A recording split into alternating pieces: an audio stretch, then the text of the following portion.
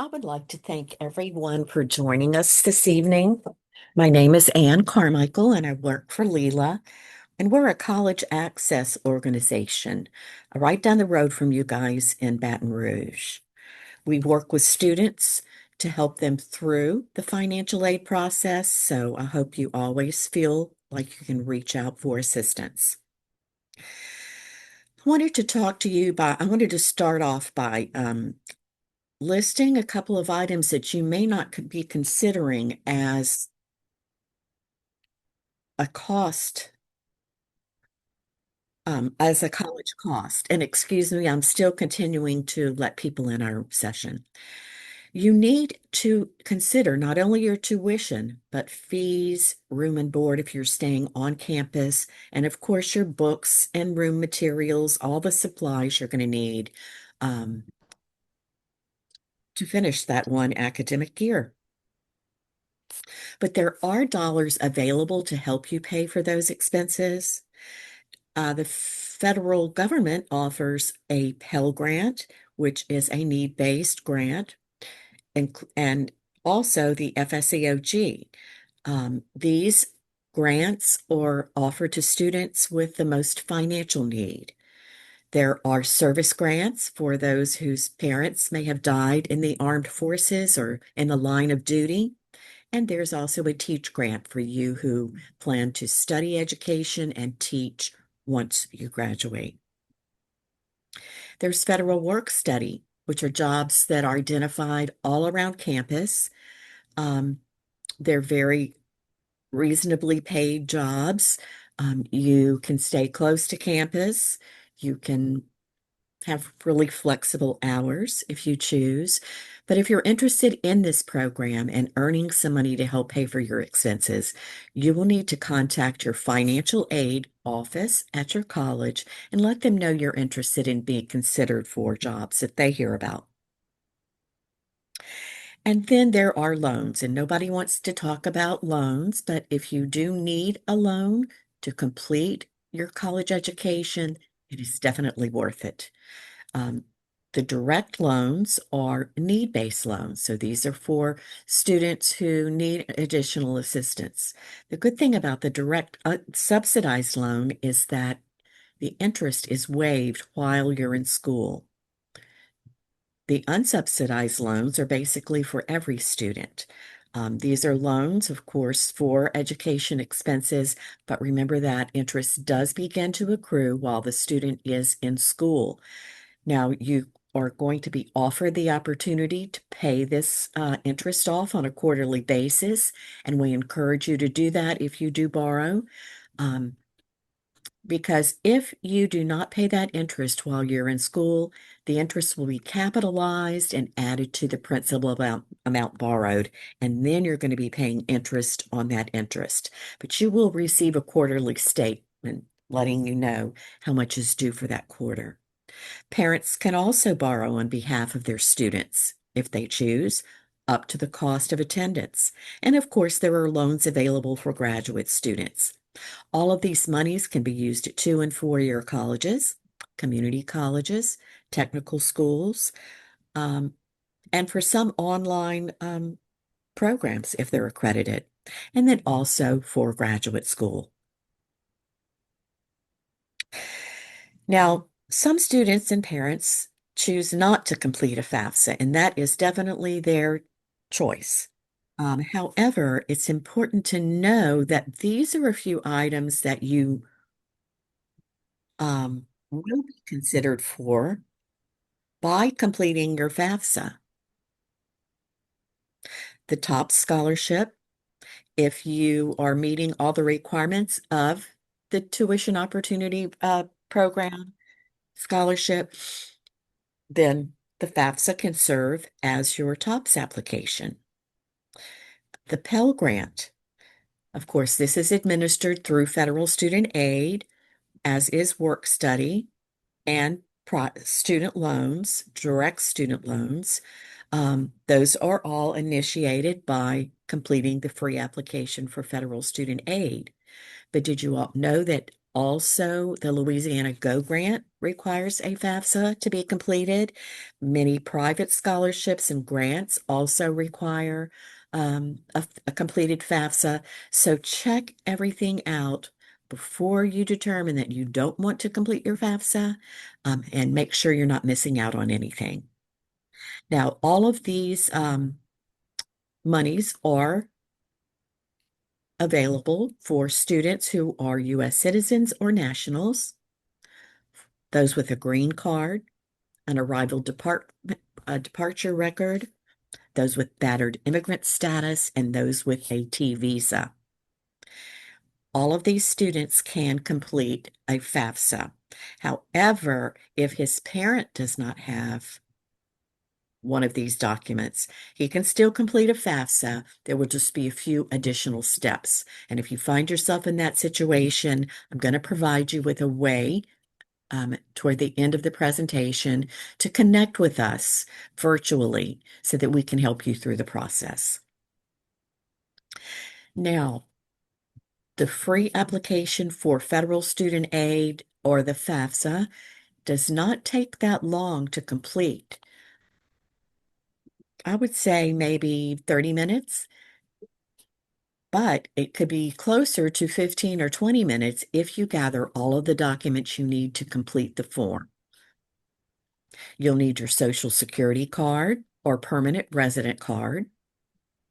You'll need your 1040, this is your IRS um, tax return from 2024 and the W-2s from 2024. And you'll need your bank statements or brokerage statements because you are going to be asked to report the amount you have saved as of the date you submit your FAFSA. Now, the first step is to create your Federal Student Aid ID or the FSA ID, and you may have already done this in your classes. This is a way that the Federal Student Aid Group will identify you. It is a username and password that you will create with your personal information. You will keep that FSA ID as long as you're in school, and perhaps when your children are in school, you will use it again. It allows you to log into a FAFSA to get started and also to sign your FAFSA. It's your electronic signature. You have to identify yourself, and then you have to verify your identity in two of three ways: email, text, or an authenticator app. So you may choose. You have your FSA ID, so it's time to begin with the FAFSA. You see the web address there, studentaid.gov, and this is what your home page will look like. Remember, you're the class of 2026. You want to complete the 26-27 FAFSA because you're applying for aid for next academic year, the year that you're going to be a freshman. You will enter your username, your FSA ID password, and it will take you into the FAFSA where you will identify your role.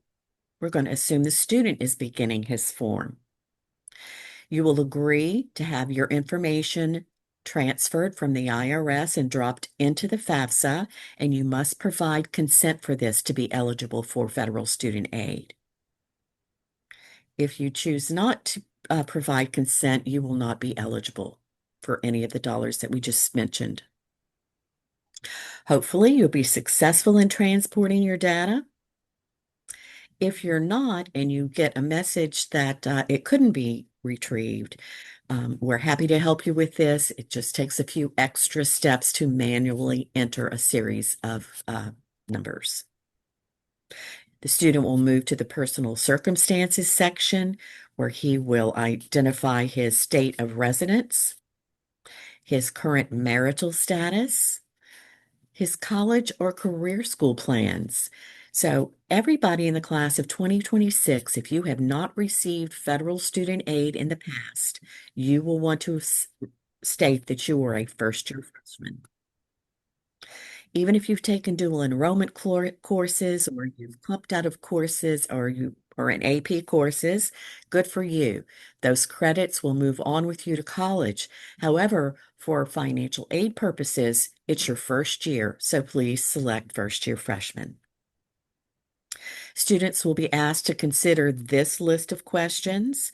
We're going to skip the first two because they have to do with the U.S. Armed Forces, and you guys aren't quite there yet. The next question is, does the student have children or other people that he financially supports? And that means he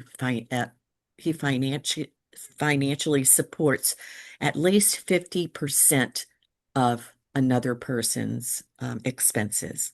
At any time since the student turned 13, was he an orphan? Was he a ward of the court? Was he in foster care or illegally emancipated or in legal guardianship? So if you're not sure what these some of these terms mean, you can always use the I, the italics I, in the circle to the right of each field to give you a better description of what they're asking for. Also, if you can answer yes to one of these questions, you're going to be considered an independent student and you will not need parental assistance on your FAFSA.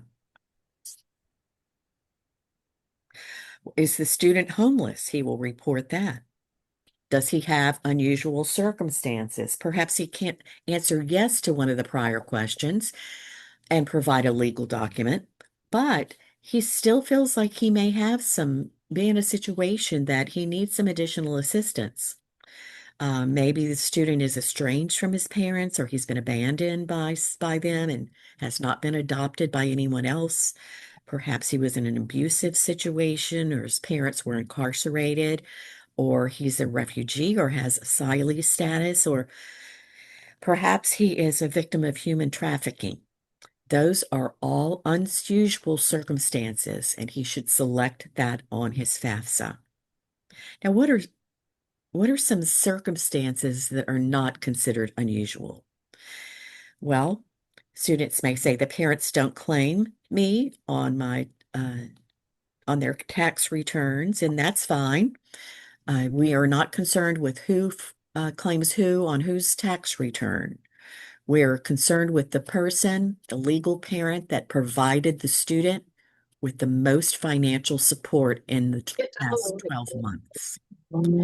Maybe the student doesn't live with his parents and he pays all of his bills and lives on his own. Still, until he is about the age of 24, he will still need to provide parental information. Or maybe the parents don't want to or aren't planning to pay for his education expenses.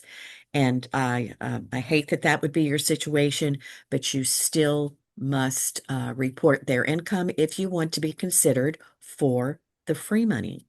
Now, your parents can refuse to participate and contribute to your FAFSA. In that case, you would be offered federal student loans only. If you have some unusual circumstances, please contact the financial aid office at your college and they will work with you to determine what those circumstances are, and they can help you work your way through the process. They can use what's called their professional judgment to perhaps override something that federal student aid has recommended. So be brave and reach out to your financial aid staff.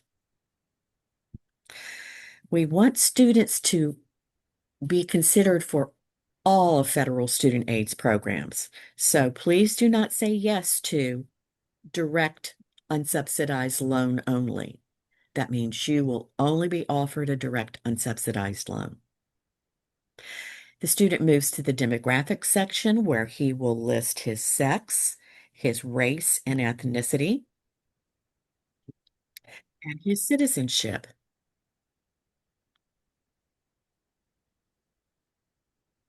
He'll report his parents' education status because if neither parent has attended college in the past, that student will be considered a first-generation college student and there could be available assistance for him. So please answer that question appropriately. Next, did the student file a tax return? Were either of his parents killed in the line of duty, as I mentioned, either in the armed forces, on or after the events of 9/11, or performing official duties as a public safety officer, like a policeman, firefighter, emergency service worker? There are grants available for you. Report your high school completion status, and then you'll move on into the financial section. The student, if he was unable to transfer his information or from the IRS or even reach the IRS, he will be asked to to answer these questions manually. I'll let you take a look at them.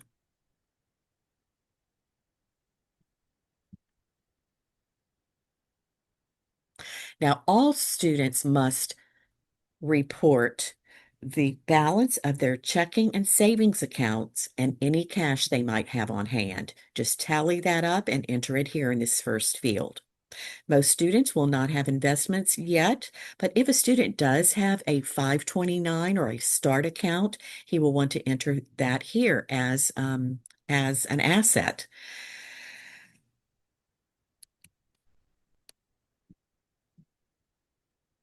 Now it's time to select your colleges. You can add up to 20 colleges each time you submit a FAFSA.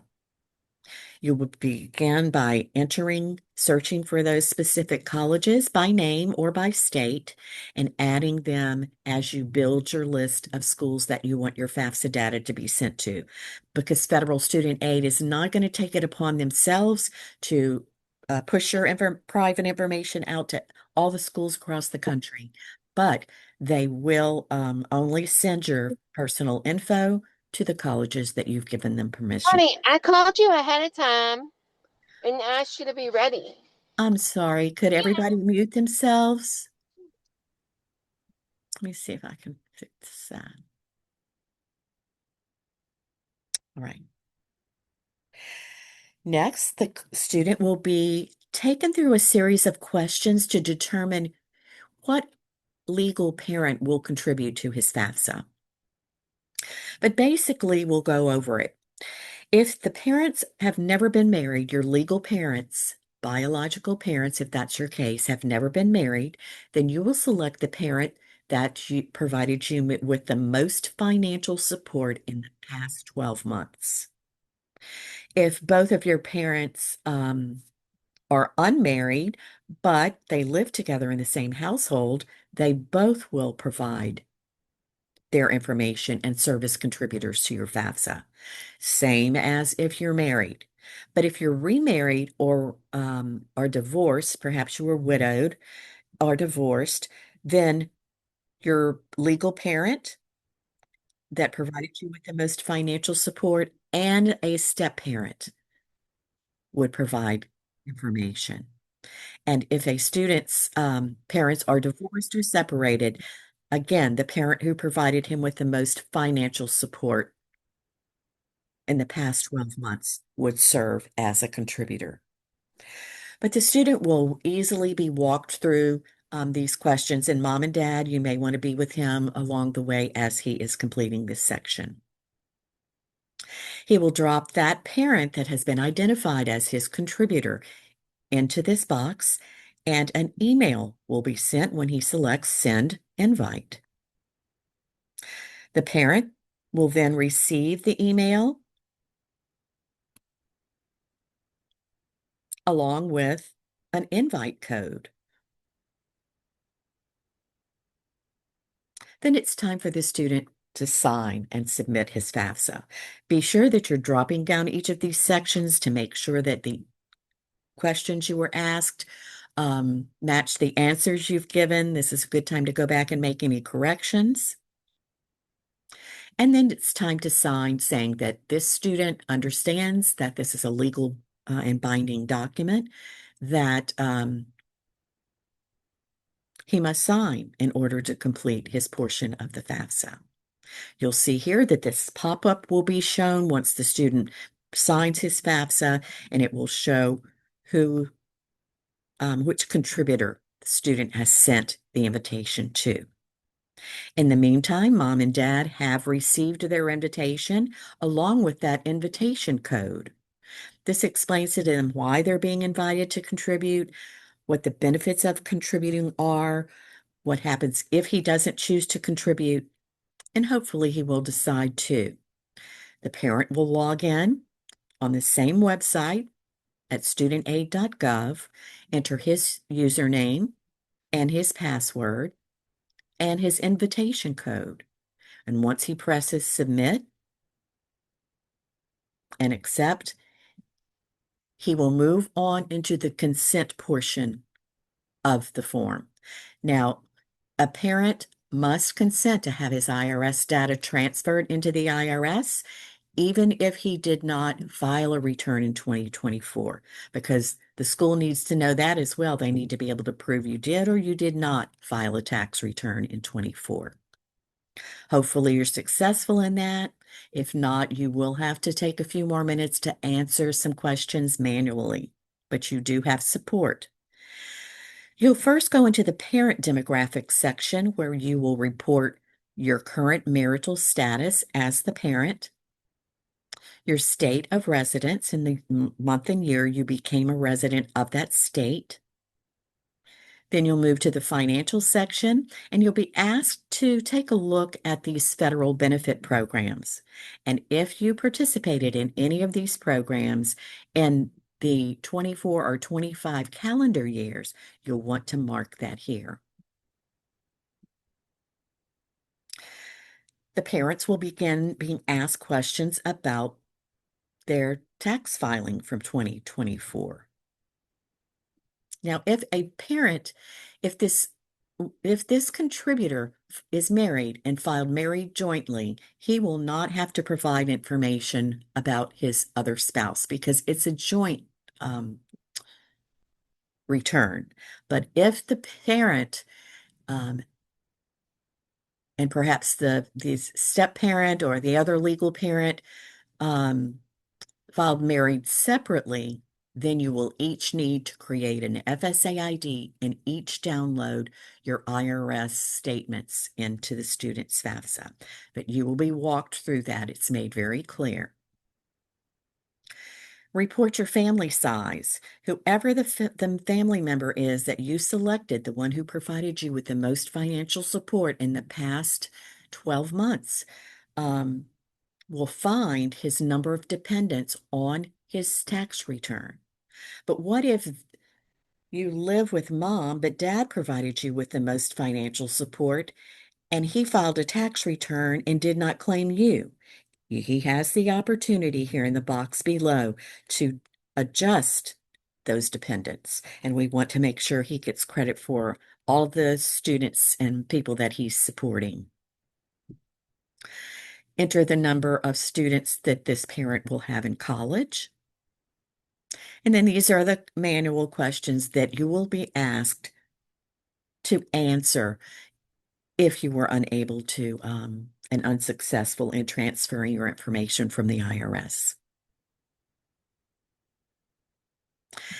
Every parent should report, every contributor should report the annual child support received. Now, this is not what you were mandated to pay by the court. This is what you actually received in the past calendar year. So we're in 25. You would just report everything that you received from an ex-spouse for the 2024 calendar year. The parents will tally their savings and checking accounts, add in any cash that they might have on hand, and drop that into this second box. For the third box, you're going to be asked to report the current net worth of investments, including real estate, but not your family home. So if you have a rental property that you make money from, that will need to be reported. And the current net worth is the value of that property minus the debt you owe on it. And that difference will be the net worth. If a parent has a family farm or fishery, do not report that in the current net worth of businesses and farms if you live on them. If you live on a fishery or a farm, and it's a family farm and your home is on it, you do not have to list that as an asset. And with businesses, if you have a family business of 100 or fewer employees, you do not have to list that asset either. Enter your spouse's birthday, and then you're finished up. It's time to review your questions and answers, making sure everything is correct, and sign and submit the FAFSA. You'll have to agree that the information you provided is correct. Once it's submitted, you'll receive a pop-up congratulating you, letting you know exactly what's going to happen next. I will tell you at this point, the student has also received an email telling them that you've completed his FAFSA, so he can mark that off of his senior list. It's very important to review your FAFSA submission summary, which lists information about the date the application was received by federal student aid, the date it was processed, the data release number, which can be used by your college to change your FAFSA with your permission, instead of you having to go back and do that. And all this information is tallied by federal student aid to estimate what you might receive in grants, student loans, and perhaps you're eligible for federal work study. You'll be notified about that. But this is not your financial aid offer. This is just a suggestion from federal student aid to your colleges, and the college financial aid administrator will determine how much you're eligible to receive on their campus. Your student aid index will be included here. A lot of private scholarships ask for the SAI. So make sure you're keeping a copy of your FAFSA submission summary. All of your questions and your answers to those questions are listed. And you can also take a look at all of the schools that you've sent your FAFSA data to and check those out. What's their retention rate? What's their average annual cost and the default rate for those students that borrowed? And lots of resources that you really should read through to make the continuation of this financial aid process a lot simpler. Once you submit your FAFSA, it's going to take federal student aid about 3 to 5 days to process it. And at that time, it will be sent in a different format, but with all the information they need to the financial aid office. They'll take a look at it, start looking for grants and scholarships that you might be eligible to receive on their campus. And they will be working on a financial aid offer for you. Now, most schools wait until the student has been accepted for admissions as well before they begin your financial aid offer. So make sure you're finishing up on all of your college applications and meeting all their requirements. The financial aid office is trying to determine the student's net price. So they know how much the student's cost of attendance is because they're looking at your FAFSA data and preferences. They're trying to find any grants and scholarships available on their campus to encourage you to come there. And then that will determine how much you will be required to pay. So the net price is the student's responsibility. Here's a look at a financial aid letter. They don't all look alike. There's a lot of talk about making one uniform financial aid offer, but we're not there yet. But you will see your cost of attendance stated and line itemed. So you can see everything that you're going to be expected to pay. Your grants and scholarships will be listed, and loans will be offered up to the cost of attendance. So they're giving you plenty enough money to be able to complete that year, that academic year. But remember, only borrow what you think you need. They've listed here federal work study and then some outside scholarships that they've found out about. I know we have scholarship programs, and when you win a scholarship through Leela, we contact, and you tell us what college you're going to, we contact them and let them know that you've received a scholarship from us. If price is important to you, please lay all of your financial aid offers side by side, and or if you want to create a spreadsheet and just kind of rank them in order of priority to you. When you do decide upon your school, you'll want to accept all the free money first. That's grants and scholarships. You'll work for your federal student aid, so that does not have to be repaid. And then, of course, loans are there just to make up the difference to ensure that you can complete the academic year. If you do decide that you need to borrow, make sure you're doing your research on borrowers. What is their interest rate? Do they charge loan fees? Do they have any incentives like discounts toward the end? Hold on. Do they have discounts? If you pay so many on-time payments or you get a discount for auto draft, there's a lot of offers out there, so make sure you're making the correct one. And continue your scholarship search because every dollar that you earn in scholarships will mean one less dollar you're going to have in student loan debt. Leela offers a FAFSA completion scholarship. We select a random winner every month. You can use this QR code to get directly to that application, and your name stays in our scholarship contest through your senior year. So you'll have 9 or 10 opportunities to win a scholarship. We offer scholarships for students who plan to stay and go to school in Louisiana because we want to keep you here in the state. And this scholarship is not only for undergraduates, it's for graduate students. Perhaps you have parents back in college.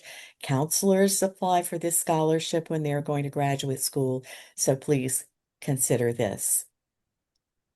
Hopefully, you have received your FAFSA completion guides. They've been published and mailed out to the schools, and there's a lot of great information here. And our college senior planning calendar. This is on our website at leela.org. You'll see a lot of great links and resources. And if you follow along month to month, you'll be ready to start school in the fall. I'm going to stop talking because I've been doing all of the talking, but I do want to make sure that you have my email address recorded and our helpline. If you have a quick question, you can dial our helpline and someone will be able to assist you. If you would like to schedule a free virtual FAFSA session, please use this QR code. It takes you directly to our calendar to select a date and time that's convenient for you. It is hosted through Google Meet. Hopefully, everybody knows that platform, and it's very informal. And we're also available to answer any other college financial aid questions while we're on the session. Does anybody have specific questions? Has anybody already started their FAFSA and want to kind of tell us about it? Steve? Did you hate it? Now is your time. You can unmute yourself and ask your questions. You can put the question in the chat box, whatever you prefer, or you can contact me directly.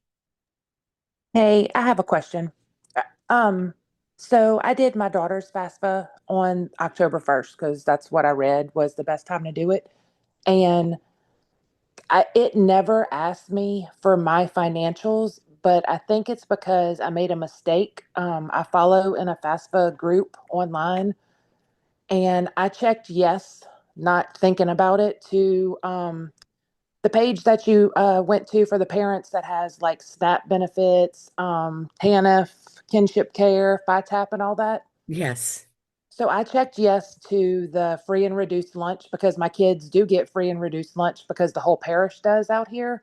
yes, And I figured out in the group that I'm in that I wasn't supposed to check that. So I went in and modified it and fixed it, but it never asked me for my financials. And I'm wondering if it didn't ask me for my financials because I checked yes in that box. Could that be why? Or did it not ask me because it pulled my tax returns and it didn't have to. Like, I'm kind of confused why I skipped that section that you showed on your screen. Yes, when you saw at the very beginning of your sections, the IRS is working behind the scenes so that they have all your tax information downloaded by the time you get to those sections. Now, you should have been asked for your cash savings and checking account balances. It did not ask me. It only my daughter had asked her, and I did screenshots of both of my bank accounts, both of my savings, and I did a screenshot of her checking account, and we put in her checking account, but for mine, it never did ask me that. Sometimes there are it's not uncommon that that happens, that you're not asked about that. It depends on income levels, basically. But if you would feel more comfortable scheduling a session with us, and then you can open up your FAFs and we can take a look at it together, I would encourage you to do that. Sometimes we can Okay. see little things here and there that might be causing a problem. Well, and the other thing is, for the Medicaid part, I checked yes to that because my kids get Medicaid. I do not. I don't qualify for it, but they get it through their father. So should I go uncheck that because it's the kids and not me? No, it's anybody in your Okay. family. Well, that's what I read, so I checked it, but I thought maybe Yes. that was messing me up also, so I wasn't sure if I was supposed to go alter that also. No, I would leave that Okay. alone. Yes, ma'am. Okay. All right. Thank you. You're welcome.